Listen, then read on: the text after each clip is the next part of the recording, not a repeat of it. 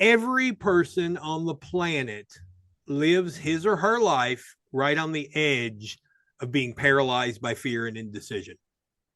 It's just one of those things. We all have this inner voice that's just a jerk. It's just constantly telling us that we can't do that. You're not good at that. You suck. We all have it.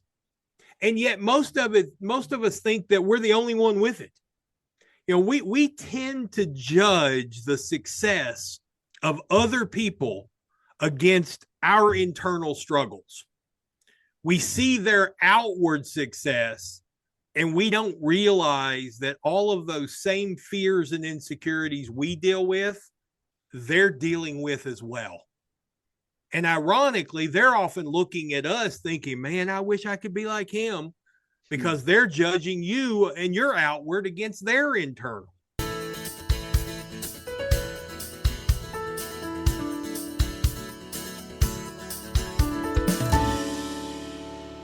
Hello and welcome to episode 243 of the Quiet and Strong podcast, especially for introverts. I'm your host, David Hall, and the creator of quietandstrong.com. This is a weekly podcast dedicated to understanding the strengths and needs of introverts, along with strategies for success. Introversion is not something to fix, but to be embraced. Normally, we'll air each episode on a Monday. Be sure to subscribe on your favorite platform, leave a review or a rating. That would mean a lot to me and help others find the show. Tell a friend about the podcast. Help get the word out there that introversion is a beautiful thing. John Preston is a Hall of Fame sales and business coach who transforms complex concepts into actionable insights for entrepreneurs and sales teams, drawing on over 22 years as a television news reporter and producer. As the creator of JP Business Academy, he specializes in making business education accessible through live, engaging training sessions and online teaching.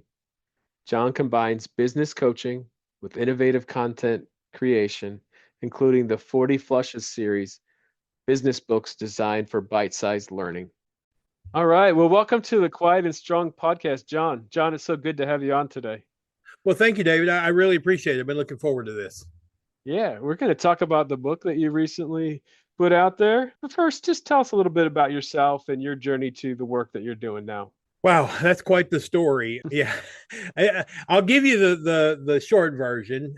I actually went to school for physics and Okay. was going to be a physicist, and decided my senior year that the life wasn't what I was looking for. It was too slow paced, a lot of waiting for things to happen. And so I became a television news journalist, worked in TV news for 17 years, thereabouts.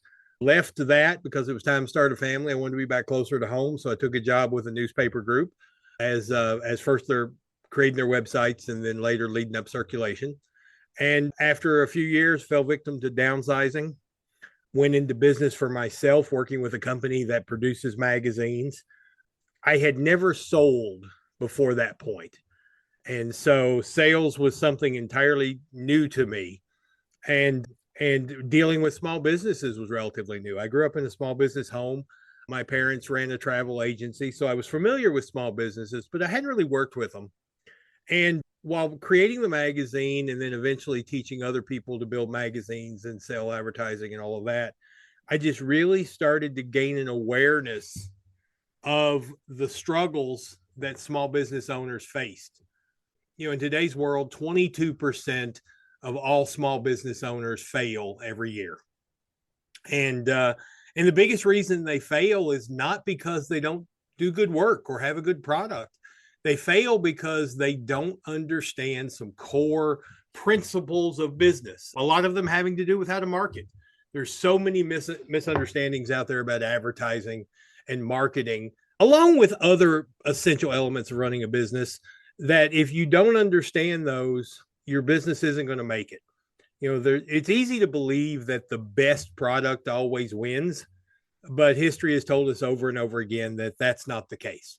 The best marketers always win. And so I noticed also that most of the small business owners who were needing help the most, the ones who were making really bad decisions within their company because they just didn't know any better, they were also the ones least likely to get help. They didn't, they're, your guy that does roofing for a living, owns a roofing company, gets up 7 o'clock every morning, climbs up on the roof and starts nailing in shingles. At the end of the day, he goes home and he's so exhausted he collapses on the couch, and that's the end of the day. And he does it again the next day. There's no real opportunity there to learn anything. And so I was faced with the challenge of how can I find a way to create an avenue to get good business information and education to business owners that aren't going to seek it out. They often think that things have to be hard, things have to be difficult. And I was blessed with the ability to take some very complex ideas and make them simple to understand. And so all of that just sort of evolved into the book. I figured, it's a bathroom reader, as you know, 40 flushes to grow your business. And I figured if I simplified these concepts and made them fun and created them in a way where you could just, read 10, 15 minutes a day while you're doing your business and not doing your business, you would be able to learn enough to give you a fighting chance in today's world. And hopefully it'll work out that way. Yeah. So what was it, you talked about your journey, but what was it what was the catalyst where you said, yeah, I can go into business for myself? The seed was always there. The seed was always there. I also know myself well enough. This podcast appeals to me greatly because it's about introversion, and I've had to work very hard to be social. It's not something I would much prefer to be isolated and just alone in my own thoughts. And I realized early on that I needed to get out and do things more. And so as an introvert, I found myself in most of the roles that I've had getting comfortable. Even though I had this little desire to do something more, I've had good jobs. I've worked with good people, and I just always held off because I was just comfortable where I was. And so eventually that desire just grew and grew and grew. And I realized, I'm 58 years old, and my window for doing something that can really impact the world is shrinking. And so it just became a point. I have a very supportive wife. I don't know that she fully, wraps her mind around what all I'm building, but she supports me on it and stands there. And so we just decided that the time was right for me to do this. And it scares the heck out of me. Obviously, I prefer the comfort of a regular paycheck coming in, but at the same time, with that comfort comes a lot of limitations in terms of the impact you could have on the world. And what I finally just realized was the things I was teaching people in a very small group of folks that was helping them succeed and helping them grow and helping them achieve their dreams were all messages that a lot of people beyond that realm needed to hear.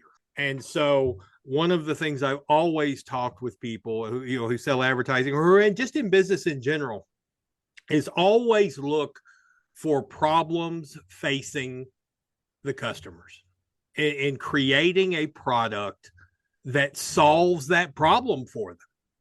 And what I saw over and over again is I saw two big problems. Problem number one is small business owners who are working their butts off day in and day out, and their business was failing because they didn't know some simple things. Because a lot of running a business is counterintuitive. What you think logically should be going on is not actually what's going on. The way you think your customers think about your business is not what they're really thinking. And so I recognize that that's a problem. That's a problem. The other thing I recognized were struggling salespeople. Small businesses and small business owners at their core have to be sales folks. and yet they get zero sales training. Even professional salespeople often don't get the training they need. They get the training on how to describe their product, but not really how to connect that product to problems that the customers are facing, and not how to deal with the challenges those customers have with making buying decisions. And so that's why I set out to create the JP Business Academy, which would provide very simple ways to understand these concepts. The book is kind of the first wave of that, because I do believe that most business owners, if they commit to spending 40 days with it in the bathroom for 10 minutes a day, will start to see their business differently and make different decisions that give them just a little bit better chance of survival. On the sales side, I created the Sales Success Academy or Society, which is a membership site where for $100 a month, you can get all the education and support you need to be effective in sales. And for most business owners, that's one sale.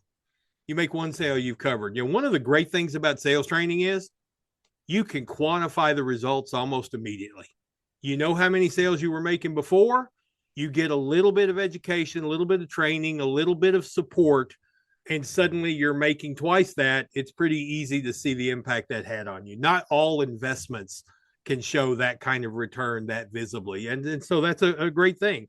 It's taken me longer to get them all going than I thought, because I am somewhat of, I want it to be just right. So that comes in and causes me to rethink. I actually started 2 different platforms for the membership program, the coaching program, and just they weren't what I wanted. They weren't what, I'd spend a lot of money trying to get them just right, but they didn't offer my members some of the features that I felt like were necessary for them to really be successful. So I scrapped it. I started over, because I want to make sure that what I'm doing as a business owner is the right decisions, and my mission is upheld, which is to help business owners be more successful. Yeah. So a couple different things. First, when we talked before, you talked a lot about introversion, and for you, it really gave you a gift of deep thinking.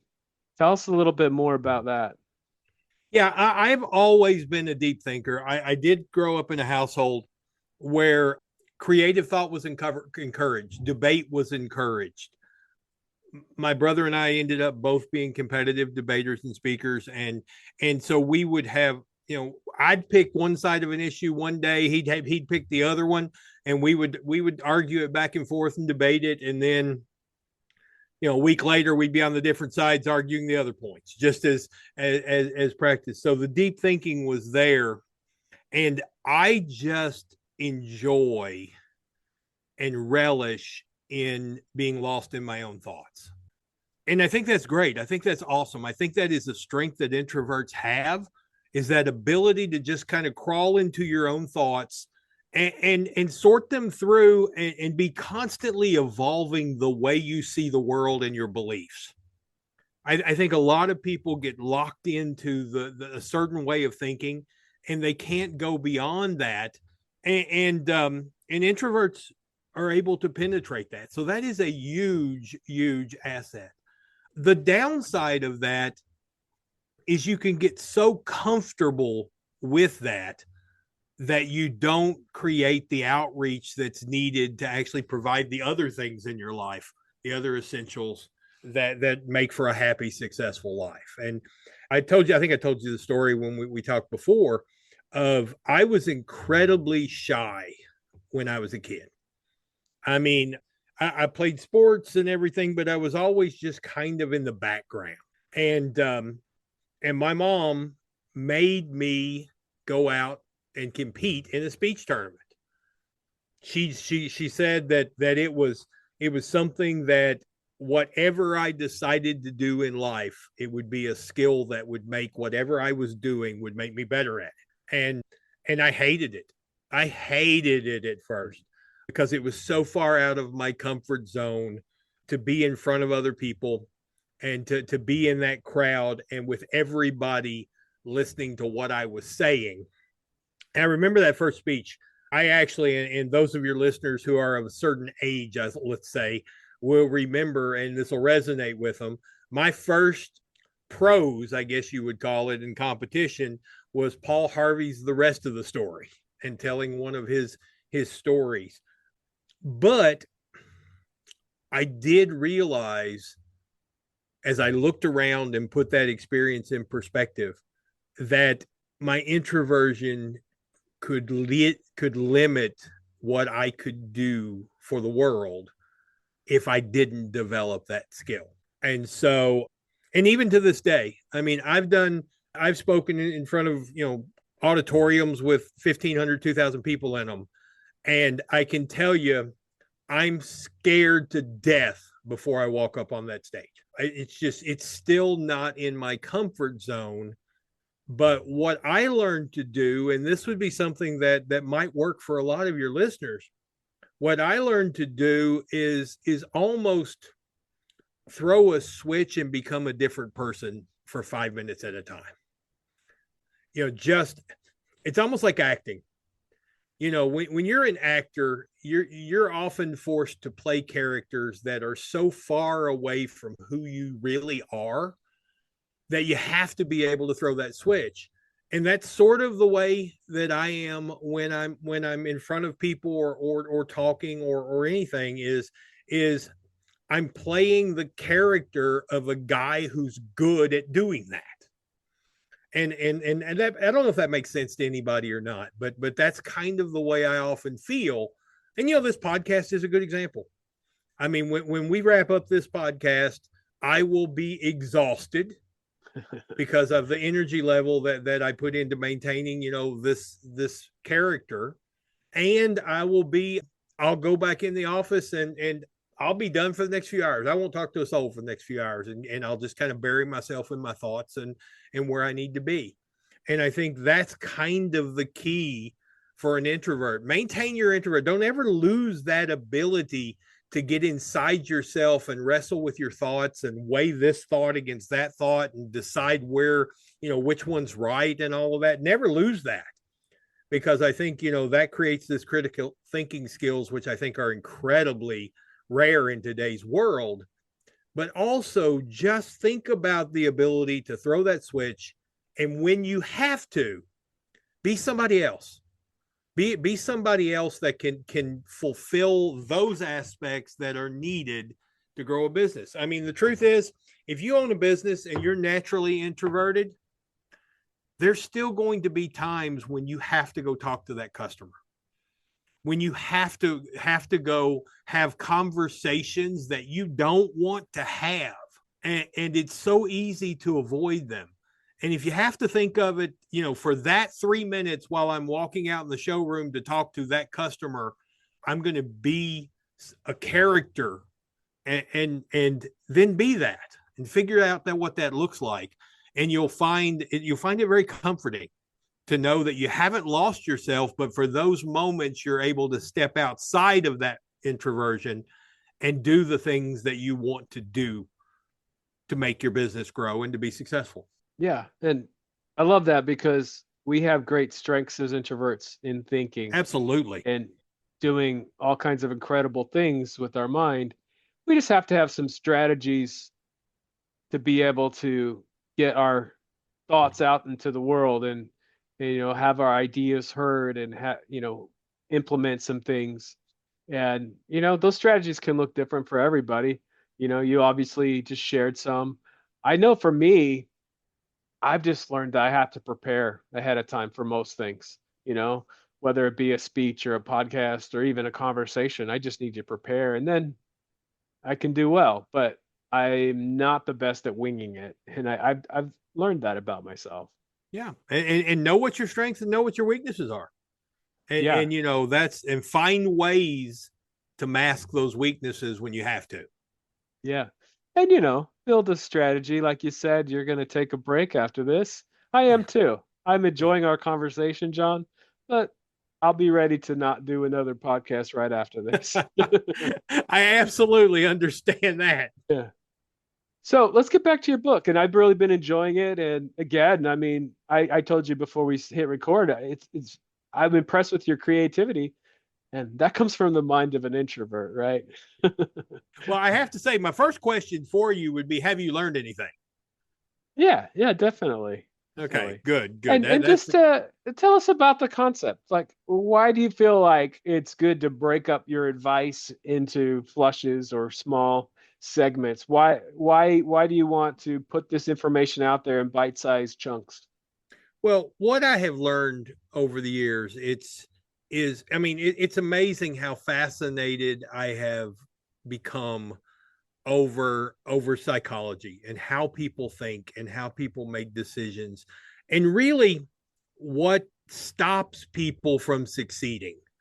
Coming from a science background, I used to, if you had told me 10 years ago, I guess if you told me 14 years ago now, if you had told me that one day I would stand in front of a group of people and talk about the power of affirmations to reshape your life, I would have given it a total BS call.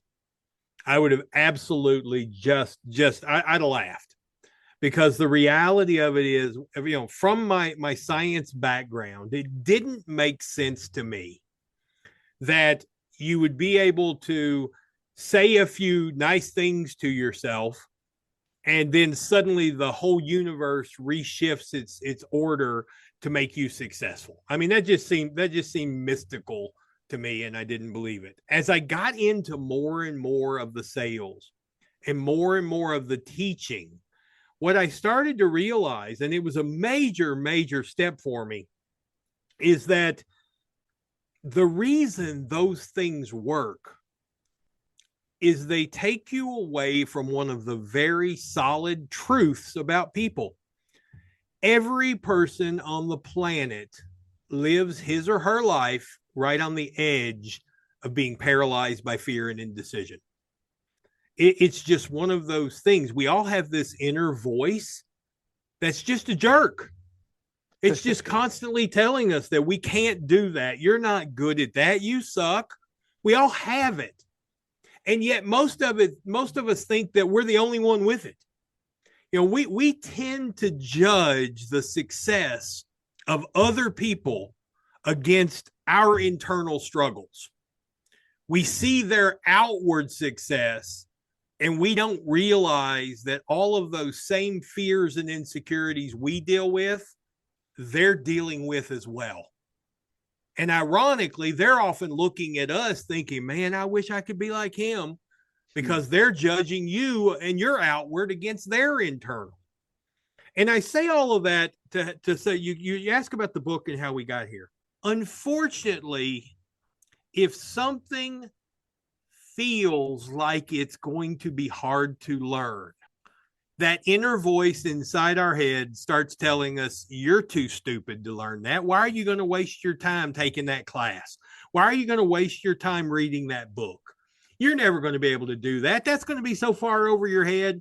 And even though most of them aren't, most of the books out there that talk about improving your life and business and learning how to be successful, they're very easy reads, but they're intimidating to somebody who's not in the habit of reading them.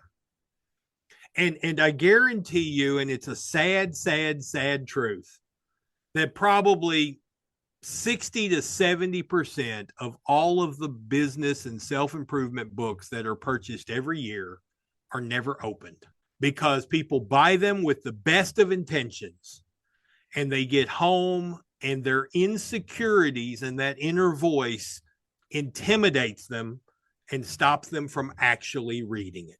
And so I didn't want that to happen with this book. I wanted this book to be so unassuming and unintimidating that when you bought it and you opened it up, you went ahead and read it without thinking about you couldn't understand it. And you overcome that inner voice. And so when you open up the book and the first thing you see is a cartoon, automatically all of those insecurities and fears about your ability to learn are gone. And it opens up the pathway for you to do that. I hope that this book is a gateway for people to read and, hey, wait, I enjoyed that. And, not only did I like the cartoons, I liked those articles as well. I understood them. They were very simple stories, very simple anecdotes. I wonder if this other book I bought 6 months ago is like that. And I hope that it does, because I believe that learning is a lifelong process.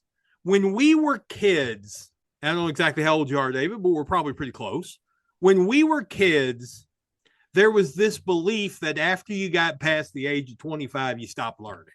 And your brain basically got hardened and set in its ways, and your ability to learn new skills vanished. We now know that that's complete crap, that your ability to learn new skills gets better and better and better as you get better at learning new skills. And we now have people, that are going for their doctorates in their 90s because they've kept their brain engaged and they've continued to learn.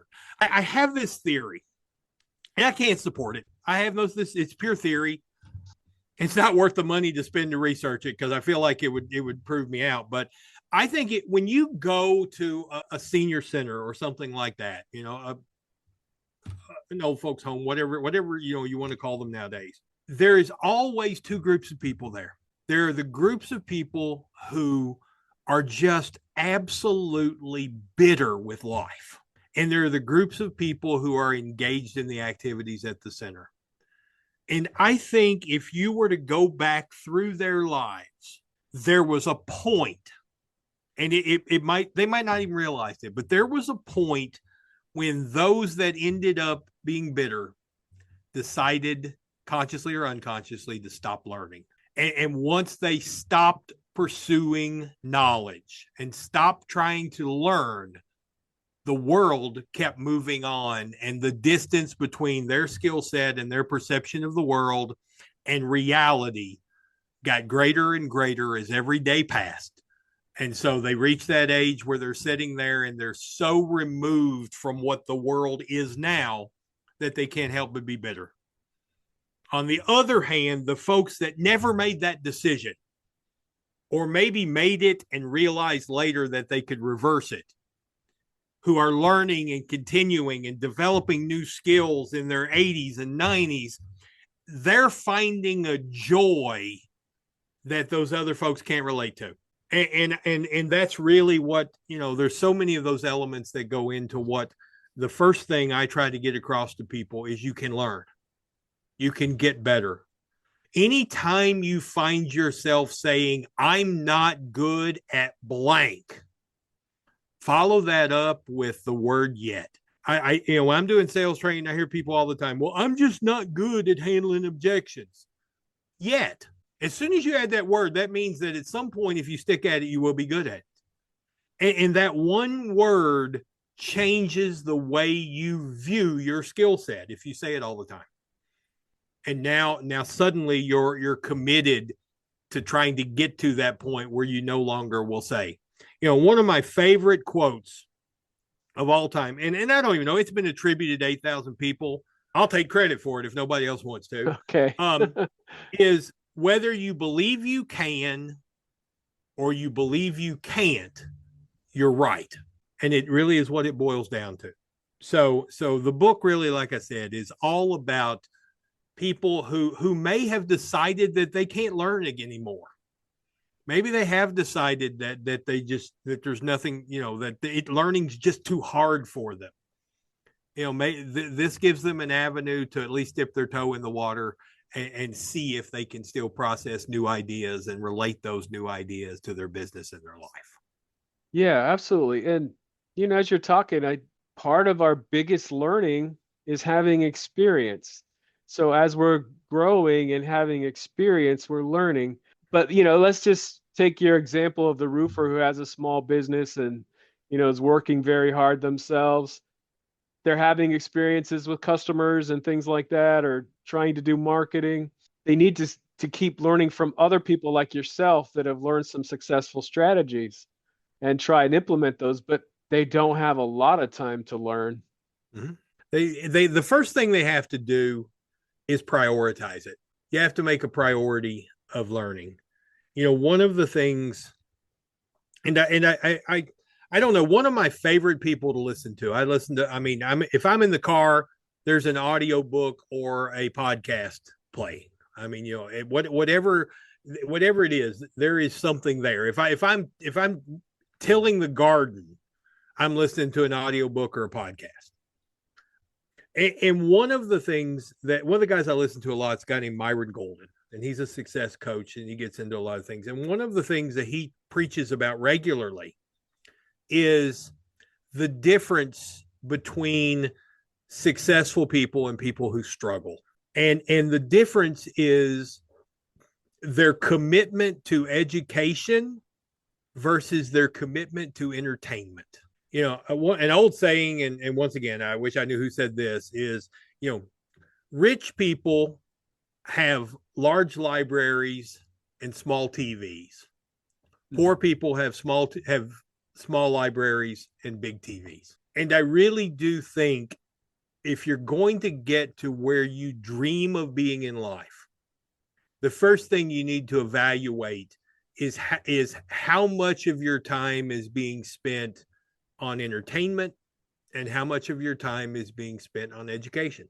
And I think most people would be absolutely amazed at how skewed those numbers are in their life. Yeah. So, John, how would you break down? Your book has lots of topics that are very relevant to the business owner.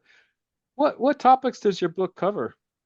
Well, the first thing I cover is recognizing that there is a big difference between owning a business and owning a job. That's the first thing that comes in. And this comes back to the book E-Myth from a long time ago. And basically, a lot of businesses start this way. A guy's really good at what he does, and one day he just decides he's tired of doing it for somebody else and starts his own business. And let's just say he's a plumber, for example. And so as a plumber, he's very good at plumbing. He's very good at doing the work.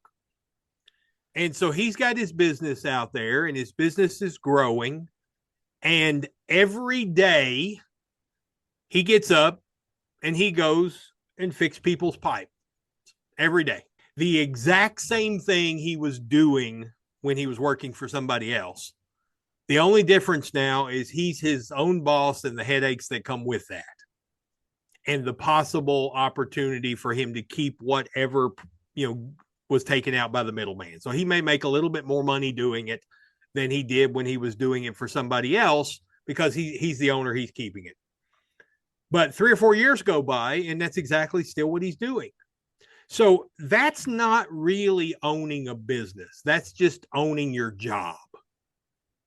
And understanding that you're still working for someone else as a plumber. That someone else just happens to be you as well.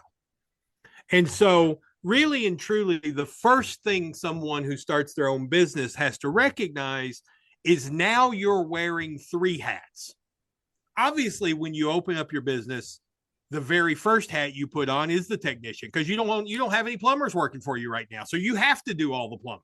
But then as your business grows, you also need to wear the hat of a manager who is managing the resources and the people when it becomes time. But you also have the hat of the entrepreneur, the guy that's entire job is to grow the business. And what keeps businesses from ever breaking free is the business owner himself never stops being the technician. When you start out, you really have those 3 hats. The technician's the one you're wearing most often, a little bit of the manager's hat, and a really little bit of the entrepreneur's hat. Because you don't really have, you may not have the money to spend on advertising. You may not have the vision and all that kind of stuff. As quickly as possible, your business needs to change to where you're wearing your entrepreneur hat as much as you possibly can. And what makes it hard is those 3 hats have to have different mindsets. The mindset of the technician is, I just want to do the work. I just want to do the work. I don't want to deal with that other crap. I just want to do the work. The mindset of the manager is, I need to make sure we can pay the bills. I need to be as protective of the assets of this business as possible. And the mindset of the entrepreneur has to be, what do I have to invest in time or money that will take my business from where it is now to where I want it to be and why I started it in the first place. And if you're not wearing that entrepreneur hat most of the time, your business stalls. And if anything happens with your flow of customers, you're out of business and you're back working for somebody else. And that's what I want. That's the first flush right out of the box in the book, is that. The second thing that is really the area that most business owners are horrible at is understanding marketing and advertising. They will invest tens of thousands of dollars, if not hundreds of thousands of dollars, to build their company and buy the equipment they need and to hire the people they need and all of this. And they will not have set aside anything to actually get customers. And I worked with a business once that had a $2.5 million startup cost in buying equipment. And the owner did not have $200 a month to spend on advertising. I mean, if you're not getting customers, every other expense you have is wasted. And so there's so many misconceptions. If you were to go back 100 years ago, let's go back to the year 1925, or even back further than that, 1825, 1725, however far back you wanted to go. Your advertising marketing options were very limited. In 1925, if you wanted to advertise, your decision consisted of, do I advertise in the local newspaper or not? Do I advertise in the local newspaper? It was a binary decision, either yes or no. And you notice that the people that advertised in the newspaper were your more successful businesses, but you could justify that in one of two ways. They were more successful, which meant they had the resources to advertise, or they became successful because they advertised. And whichever way you rationalize that would make your decision for your own business. And so it was very simple. Fast forward to today, and there literally are hundreds of thousands of tools out there for you to market and advertise yourself. And where most businesses get overwhelmed is trying to figure out which one of those is right for them. And our biggest fear as human beings is making a bad choice. And what will often happen in our lives is we will avoid making any choice for fear of making a bad choice. When the reality is any choice is better than no choice. And so, and that applies to so many things, but people get so overwhelmed by all the choices, they don't want to pick wrong. So what do they do to protect themselves is they either don't do anything at all, or they find the cheapest possible tool to use. And just like every other industry and field in the world, no one gets the best at the cheapest price, and no one expects the cheapest to be best. With advertising, just like cars or anything else, you get what you pay for. And so when you opt for something cheap, you end up getting something cheap. And that's why so many business owners don't think advertising works, because A, they don't understand it, and B, when they do buy it, they buy very poor products that don't work.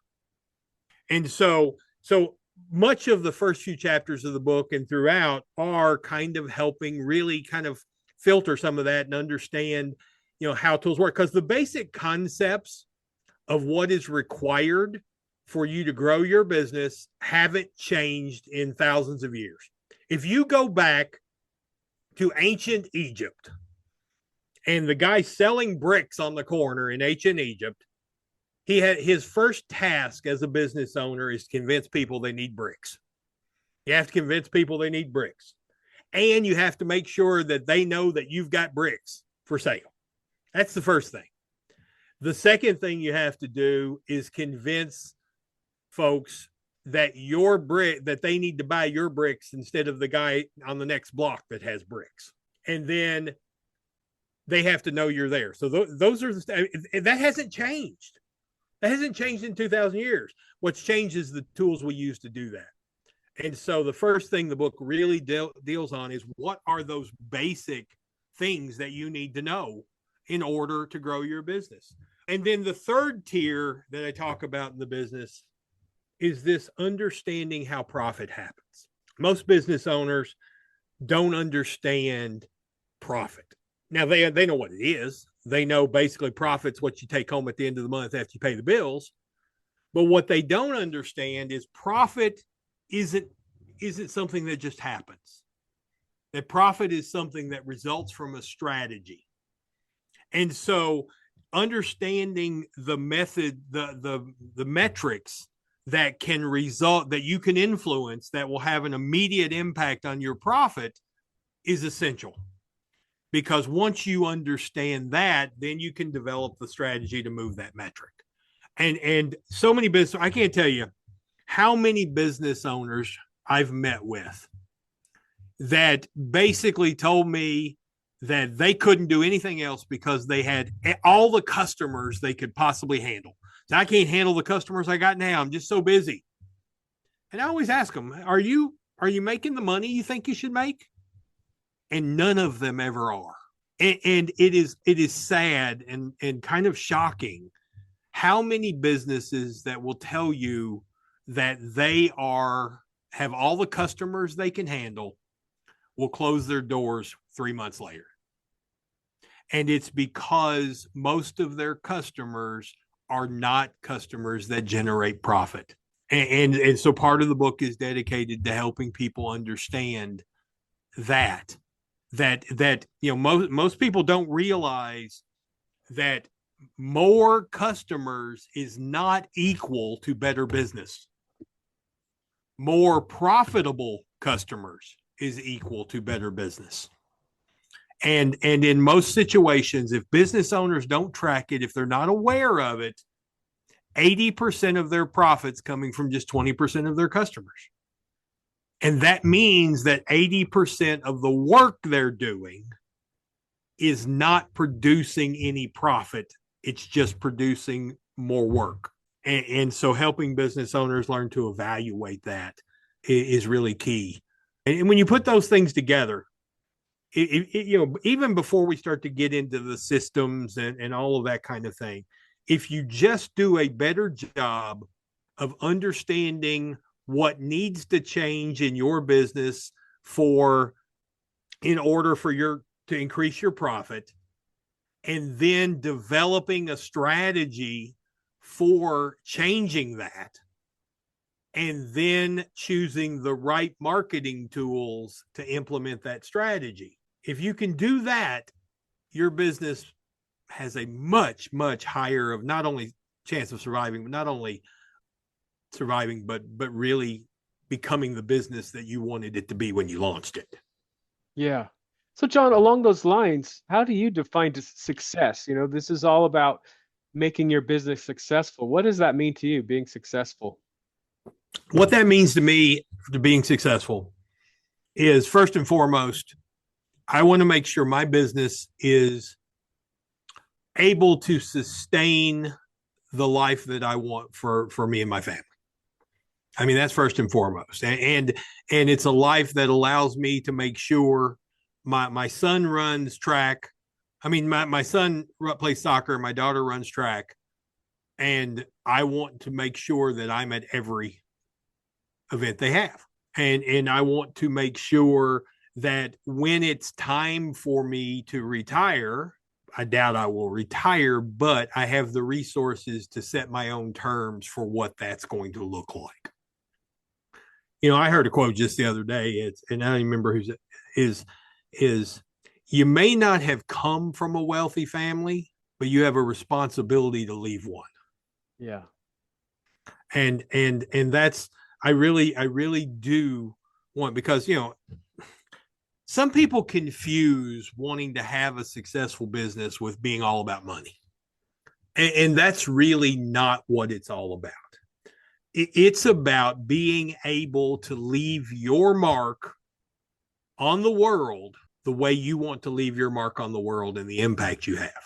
And the reality of today's world is you can do that much more effectively if you have a successful business as opposed to a struggling one.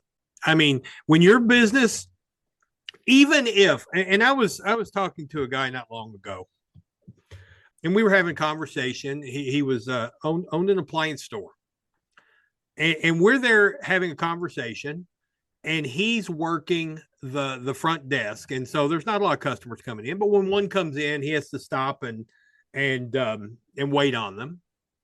And he's talking about how, we're talking about advertising and marketing, and he's like very, very proud of the fact that he's never spent a dime on advertising.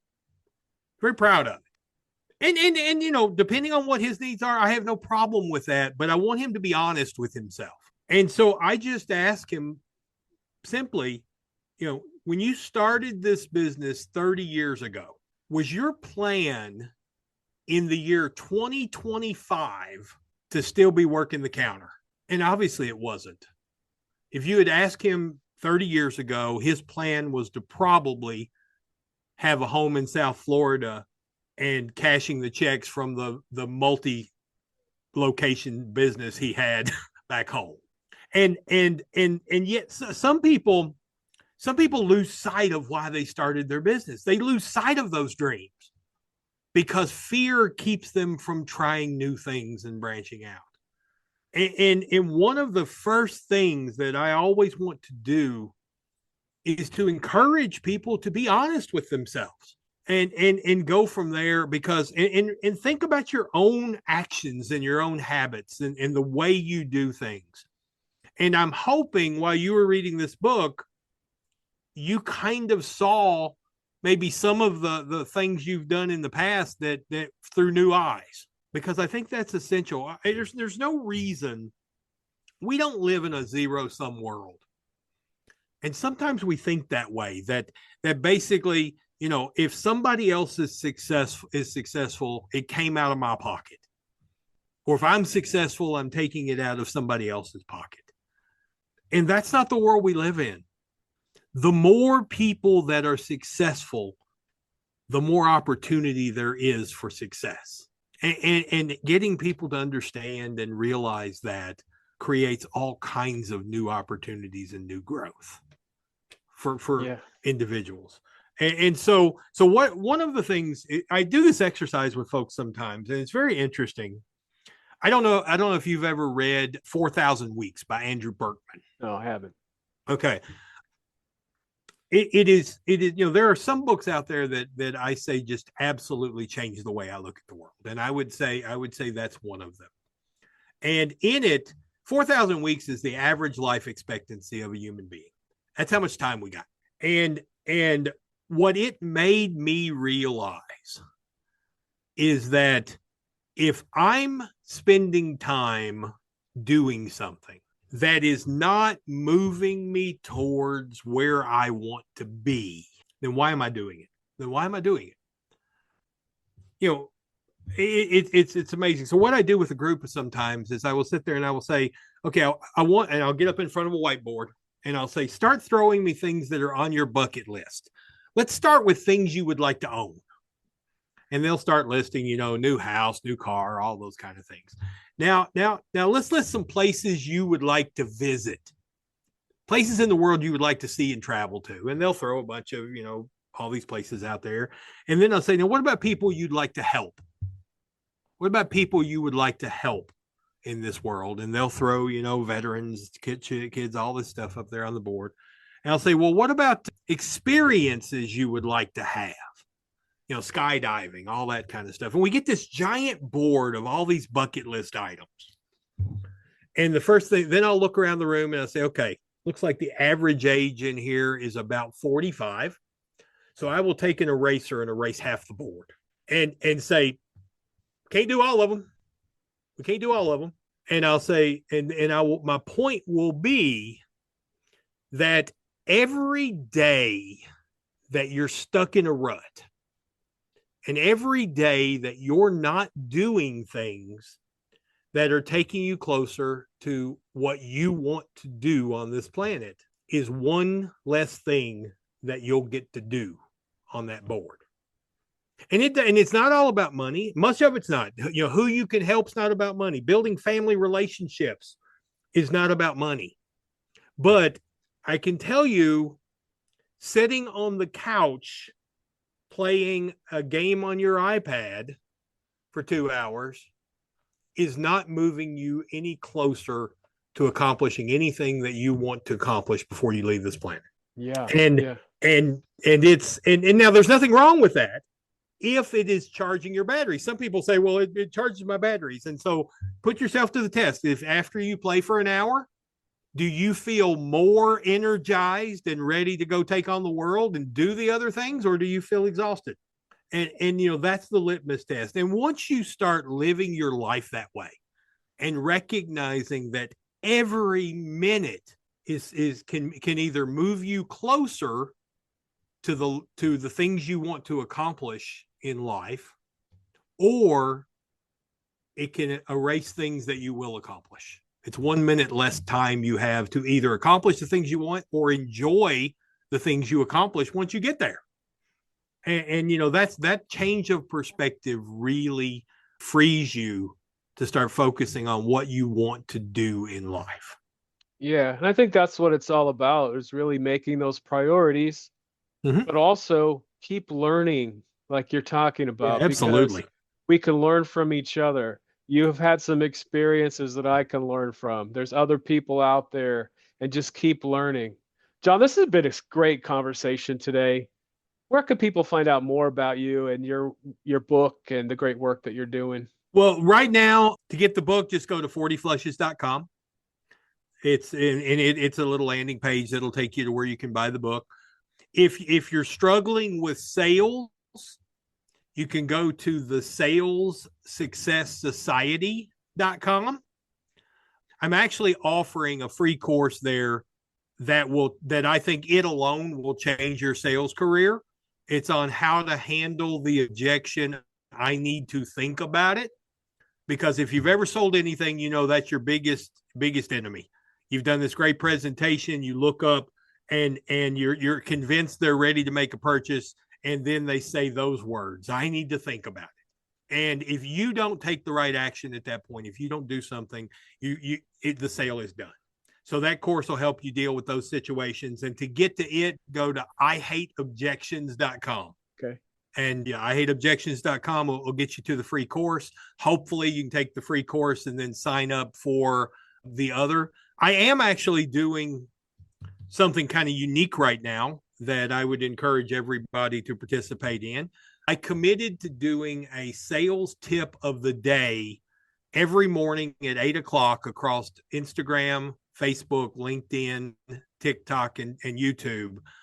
That's a 1 minute tip for the day. And I really based that off of I'm a big believer in the compound effect, that if you make a lot of little changes, the results will be enormous. And so every day I'm suggesting one little change that you can make in the way you approach sales, doing that for 365 consecutive days. So just go to any of those platforms and look up the JP Business Academy and join in that. And I think, I think we can really change some lives. Sounds great. I will put all of that into the show notes. And thanks again, John. If you ever want to chat some more, David, just give me a call. All right. Thank you so much for joining me. I appreciate you. I hope you take the time to explore other episodes and learn from other amazing guests. Remember, if you're interested in getting to know yourself better, there is now a free Type Finder personality assessment on the Quiet and Strong website. This free assessment will give you a brief report, including the 4-letter Myers-Briggs code. I'll add a link in the show notes. And I'd love to connect with you. Reach out at david@quietandstrong.com or check out the quietandstrong.com website, which includes blog posts and links to social media for Quiet and Strong and much more. Send me topics or guests you would like to see on the show. So many great things about being an introvert, and so we need those to be understood. Get to know your introverted strengths and needs and be strong.